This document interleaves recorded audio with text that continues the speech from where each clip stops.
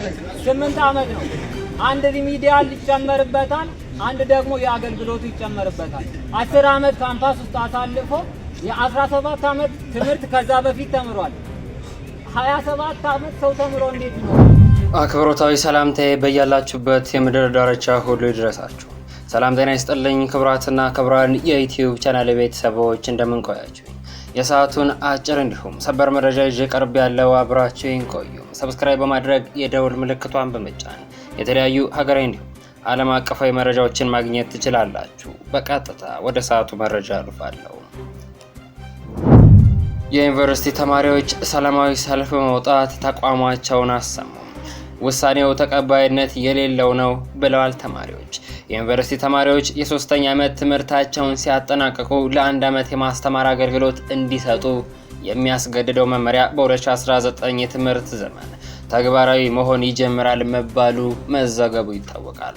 ውሳኔው በሚመለከት ለምክር ቤት አባላት ቀርበው ያብራሩት የትምህርት ሚኒስትሩ ፕሮፌሰር ብርሃኑ ነጋ ለመምህራን የሚቀርበው ጥቅምና ደሞዝ በቂ አለመሆን ለመምህራን እጥረት ምክንያት እንደሆነ አስረድተው ነበር።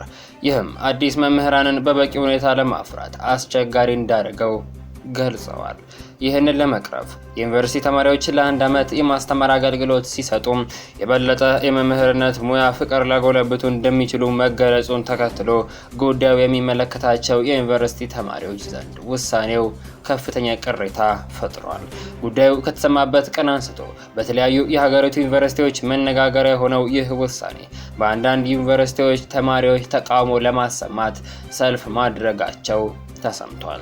ቲክፋ ኢትዮጵያ ከበርካታ ዩኒቨርሲቲ ተማሪዎች ስለ ጉዳዩ በማነጋገር ተረዳውት እንዳለው ከሆነ ጉዳዩን በሚዲያ ላይ ከመስማት በቀር በአሁን ሰዓት የ3ኛ ዓመት ትምህርታቸውን በመከታተል ላይ የሚገኙ ተማሪዎች የሚቀጥለው ዓመት የማስተማር አገልግሎት ስለመስጠታቸው ከዩኒቨርሲቲያቸው በኩል የተገለጸላቸው ነገር የለም። ከሐዋሳ፣ ባህር ዳር፣ ወለጋ፣ አምቦ፣ ደምቢዶሎ፣ ወደወላቡ፣ ወላይታ ሶዶ፣ ድሬዳዋ፣ ሐዋሳ፣ ደብረ ብርሃን እንዲሁም ከአርባ ምንጭ ዩኒቨርሲቲዎች ያነጋገርናቸው ተማሪዎች ጉዳዩን በመደናገጥ መስማታቸውን ገልጸው ውሳኔውን ግራ አጋቢ ሲሉ ገልጸውታል ብሏል ቲክፋ ኢትዮጵያ።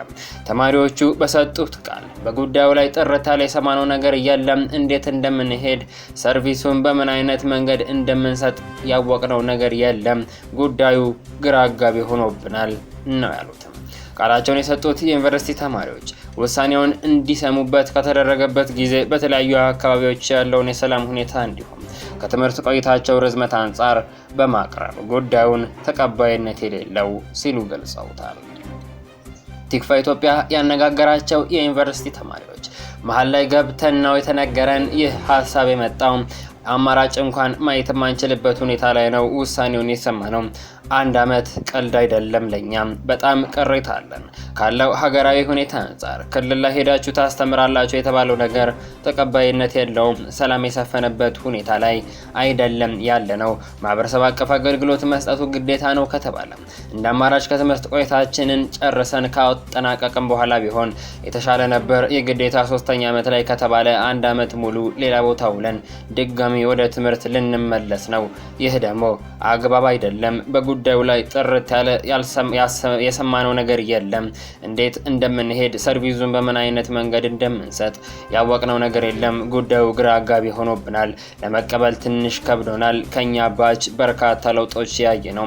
ሪሚዲያል የተጀመረበት ነው። ከ3 እና ከ4 ዓመት በፊት ፍሬሽማን ኮርስ ተጀምሮ የ3 ዓመት ዲግሪ ወደ 4 ከፍ አለ። አሁን ደግሞ አገልግሎቱ ይጀመራል ከተባለ 5 እና 6 ዓመት ልንቆይ ነው ማለት ነው።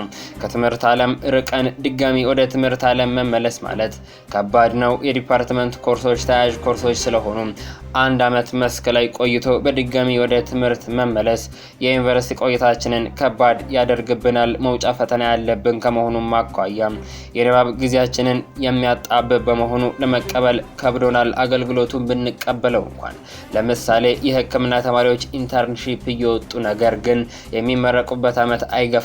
የኛም ቢሆን ደስ የሚለን ተመሳሳዩ መንገድ ነው። ታስተምራላችሁ ከተባለ እንኳን የትኞቹ ተማሪዎችና ምን አይነት አቅም ደረጃ ላይ ነው ያሉት ያስተምራሉ የሚለው ግልጽ አይደለም።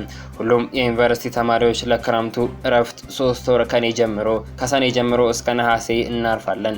ይህንን 3 ወር አገልግሉ በተባለበት ቦታ ሁሉ አገልግለን በቀጣይ ዓመት ወደ ትምህርታችን መመለስ ነው የምንፈልገው። ካለቀ በኋላ አስተምሩ ብንባል በበጎ ፈቃድ ወተን በደስታ እናገለግላለን። ነገር ግን አንድ ዓመት ተገፍቶ ከሆነ ከትምህርቱ መንፈስ እንወጣለን። ዛሬ ነገ ይመረቅልኛል ብሎ የሚጠብቅ ወላጅ አንድ ዓመት ተጨምሯል ስትላቸው ተስፋቸው እያጠረ ይመጣል። አብዛኛው የዩኒቨርሲቲ ተማሪ የደሃ ልጅ ነው። በደሃ ቤተሰብ ላይ አንድ ዓመት መጨመር በጣም ይከብዳል። በምን አይነት መንገድ ተገምግሞ እዚህ ሀሳብ ላይ እንደተደረሰ ባይገባኝም በውሳኔው ደስተኛ አይደለንም። የመደባ ቦታችንም አሳሳቢ ነው ሲሉ ተማሪዎቹ ገልጸዋል። በጉዳዩ ዙሪያ እስካሁን ከትምህርት ሚኒስቴር የተሰጠ ተጨማሪ ማብራሪያ የለም። ክቡራን አድማጮች ለሰዓቱ በታደምጡት ያልኩት መረጃ ይህን ይመስላል። ከጥቂት ደቂቃዎች በኋላ በሌሎች አዳዲስ መረጃዎች ተመልሰን እስክንገናኝ በያላችሁበት የምድር ዳርቻ ሁሉ ያማረና የተዋበ ጊዜ እንዲሆንላችሁ ተመኘው።